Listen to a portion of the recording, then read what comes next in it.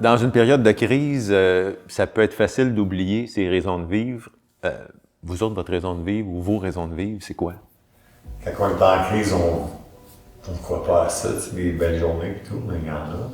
Puis je pense que depuis 10 ans, je crois que j'ai trouvé plein de belles raisons de vivre. On a créé un organisme avec ma conjointe. On aide, on fait investissement, on aide en santé mentale.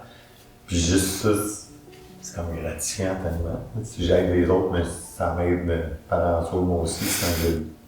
On le dit pas, mais on le sait. Ouais. Moi, je l'image souvent en disant que la vie, c'est un beau jeu. OK, mais tu peux, dans un jeu, il y a toujours des étapes. C'est un sapin à échelle, ça bouge la vie, mais c'est un jeu, puis c'est le fun de jouer à la vie, puis de la profiter de cette vie-là. Ce qui nous rattache, bien entendu, c'est les gens qu'on aime, ça c'est sûr. Moi, pour ma part, ça a fait effectivement une immense différence.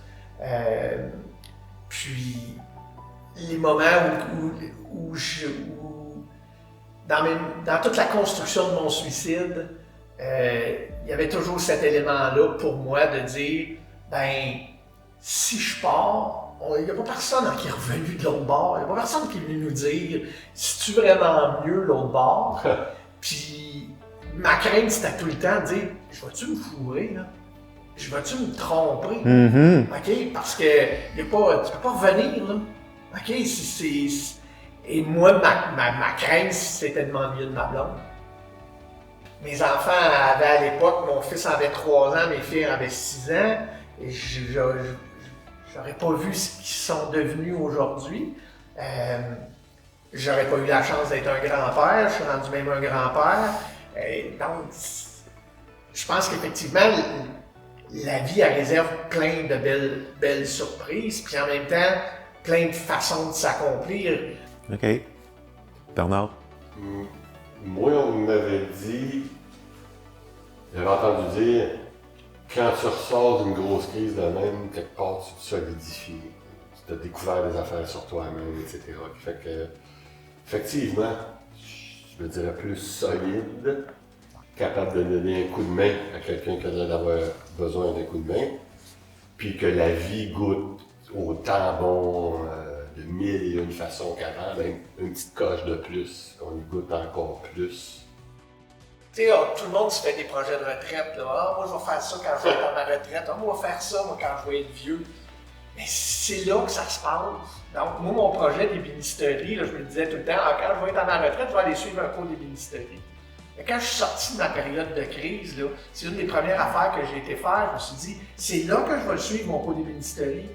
Ben, c'est pas à 65 ans. Premièrement, la vie, là, tu n'as pas le contrôle par contre. Là, tu peux partir de même.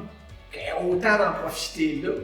C'est sûr que moi, là, depuis que je suis sorti de là, de 28 à mes 55 ans aujourd'hui, là, j'en ai fait en crise des affaires en 27 ans. OK? Parce que je voulais pas rien manquer. Moi, là, c'était comme, j'ai passé proche de la perdre.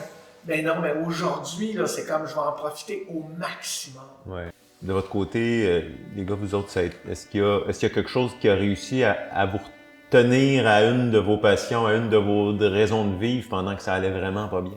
Ben, je pense que les passions sont très importantes. Comme c'était la musique.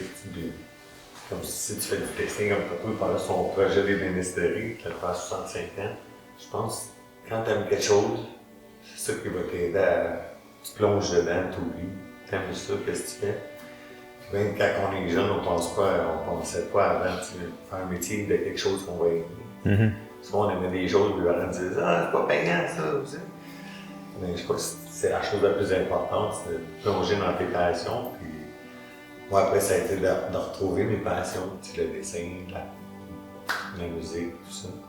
Très important. Ça permet d'oublier un peu. Ouais, d'être groundé. Puis... Ouais. Moi, sur le coup, une petite affaire, les 2 fois, j'ai eu un moment dans 5 minutes, 10 minutes, où je me suis fait un genre de promesse. C'est comme si la vie m'a dit « Tu vas revenir ici ». Une fois devant un paysage splendide, puis l'autre fois aussi, c'était un paysage assez Puis j'ai eu un petit moment de calme puis de sérénité. Puis j'ai dit, tabarnouche, je vais être ici. OK. Juré. Puis j'ai oublié 6 mois. C'est bon, 6 mois.